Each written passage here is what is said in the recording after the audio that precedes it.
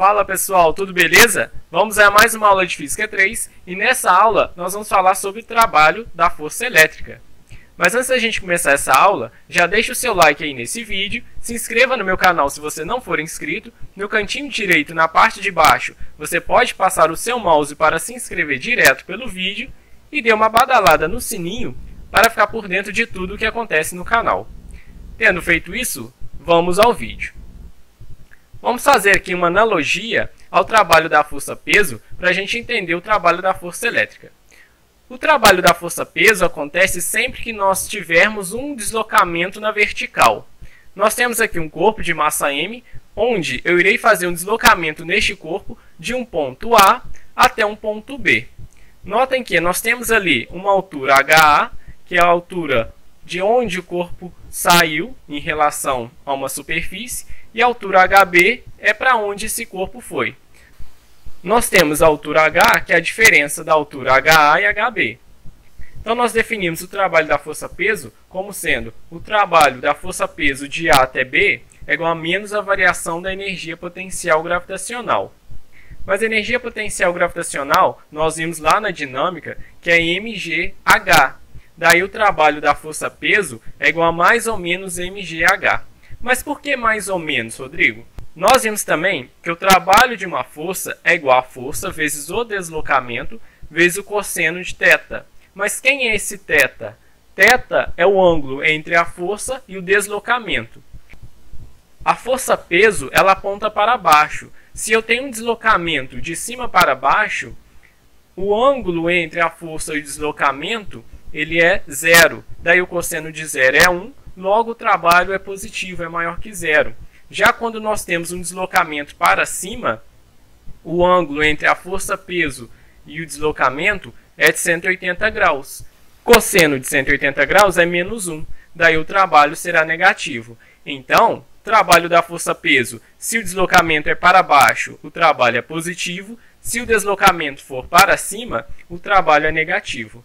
E notem que o trabalho ele não depende da trajetória, ele independe do caminho. Então vamos pegar o trabalho da força elétrica. Nós temos ali um corpo de carga Qzão, que este corpo gera um potencial elétrico no ponto A e no ponto B. Neste ponto A nós temos uma carga de prova. Vamos pegar essa carga de prova, levar do ponto A ao ponto B. E vamos calcular o trabalho neste caso. Nós vimos que o potencial elétrico é a divisão da energia potencial pela carga Q. Vamos isolar a energia potencial passando a carga multiplicando. Daí, a energia potencial é igual a Q vezes V. Vamos então calcular o trabalho que nós temos quando nós tiramos a carga de A e levamos até B. O trabalho é o seguinte: o trabalho da força elétrica de A até B é igual a menos a variação da energia potencial elétrica. Abrindo a variação da energia potencial elétrica, nós temos que o trabalho da força elétrica de A até B é igual a menos energia potencial em B menos energia potencial em A. Mas nós vimos que a energia potencial é igual a carga Q vezes o potencial elétrico. Substituindo na equação do trabalho da força elétrica, nós temos que o trabalho de A até B da força elétrica é igual a menos Q vezes VB menos Q vezes VA. Nós podemos aqui fazer a distributiva desse sinal negativo. Nós temos que o trabalho da força elétrica de A até B é igual a QVA menos QVB. Podemos aqui colocar a carga em evidência. Então, o trabalho da força elétrica de A até B é igual a Q vezes VA menos VB. Então, o trabalho da força elétrica para levar uma carga de A até B é igual a Q, que é a carga, vezes o potencial elétrico em A menos o potencial elétrico em B. Vamos então ver o deslocamento espontâneo e deslocamento forçado. Nós temos aqui uma linha de força e uma carga positiva. Nós sabemos que quando nós temos linhas de forças, nós temos distribuição de carga. E nós sabemos que as linhas de força saem da carga positiva e elas chegam na carga negativa. Daí nós temos uma distribuição de cargas à esquerda, que é uma distribuição positiva, e nós temos uma distribuição de carga à direita, que é uma distribuição de carga negativa. Sabemos que existe uma força elétrica e essa força elétrica nessa carga que nós temos está apontando para a direita. Mas olha só, vamos pegar essa carga que nós temos e vamos arrastar ela, levar ela para a esquerda. Daí, quando nós analisamos o trabalho da força elétrica, nós vemos que a força elétrica ela aponta para a direita e o deslocamento dessa carga foi para a esquerda. Daí, esse trabalho será negativo, pois o ângulo entre a força elétrica e o deslocamento da carga é de 180 graus. Daí, nós teremos um trabalho menor que zero. Se eu soltasse essa carga, ela tenderia a ir para a direita. Nós podemos concluir o seguinte, que quando nós temos um movimento espontâneo, o trabalho da força elétrica, ou trabalho, será maior que zero. Quando nós tivermos um movimento forçado, o trabalho será menor que zero. Percebam que, novamente, se eu solto essa carga, ela tende a ir para a direita. O deslocamento dessa carga estará no sentido da força elétrica. O ângulo entre a força e o deslocamento será zero, cosseno de zero é 1. Logo, o trabalho será maior que zero. Vamos então pegar agora as superfícies equipotenciais. Nós temos aqui uma carga positiva e aqui eu representei duas superfícies equipotenciais. E aqui nós temos três pontos, um ponto A, B e C. Sobre este ponto A, nós iremos colocar uma carga positiva. Vamos então calcular o trabalho para levar essa carga do ponto A até o ponto B. Vamos calcular o trabalho da força elétrica para levar essa carga do ponto B ao ponto C. E vamos também calcular o trabalho da força elétrica para levar essa carga do ponto A até o ponto C. Ou seja, a gente vai pegar essa carga, vai levar ela de A até B. Depois nós iremos levar ela de B até C. E depois a gente vai considerar a situação em que eu vou pegar essa carga do ponto A e vou levar ela para o ponto C. Pause esse vídeo e tente calcular estes trabalhos. Bom, vamos então calcular os trabalhos de A até B, de B até C e de A até C.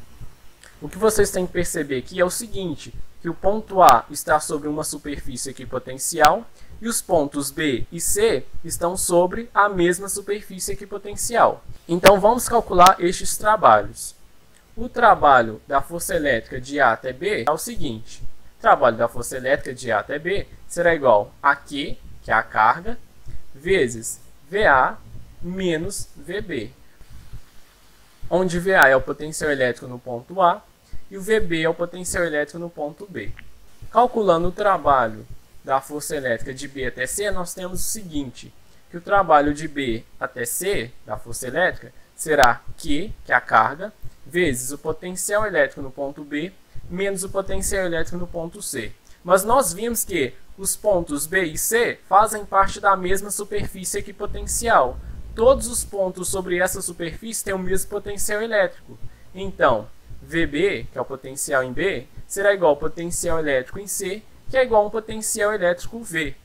Substituindo no trabalho da força elétrica de B até C, nós temos que o trabalho da força elétrica de B até C é igual a Q vezes V menos V. V menos V, isso mesmo. Qualquer coisa menos ela mesma, o resultado é zero. Então, o trabalho da força elétrica de B até C é igual a Q vezes zero. Logo, o trabalho da força elétrica de B até C é igual a zero. O que a gente conclui aqui, pessoal? Que você pode fazer um deslocamento sobre a mesma superfície equipotencial que não terá realização de trabalho, pois o potencial elétrico será o mesmo sobre essa superfície. Beleza? Vamos então calcular o trabalho da força elétrica do ponto A ao ponto C. O trabalho da força elétrica de A a C será igual ao trabalho da força elétrica de A até B, já que nós vimos que o trabalho ele independe da trajetória e vimos também que os pontos B e C fazem parte da mesma superfície equipotencial. Então não importa de onde eu tiro essa carga do ponto A e leve a outra superfície equipotencial que contém os pontos B e C. O trabalho será o mesmo. Então o trabalho da força elétrica de A até C é igual a Q vezes VA menos VB. Aqui nós poderíamos ter usado também que o trabalho da força elétrica de A até C é igual a Q vezes VA menos VC. Aqui VA é o potencial elétrico no ponto A e VB é o potencial elétrico no ponto B. Notem, pessoal, que o trabalho é uma grandeza escalar. Então, se você tiver uma carga negativa, você deve trazer esse sinal negativo para a expressão do trabalho. não se esqueçam de colocar o sinal negativo. Trabalho é grandeza escalar e não vetorial. Bom, espero que tenham entendido. Deixe o like nesse vídeo, se inscreva no meu canal, compartilhe esse vídeo e até a próxima aula. Valeu!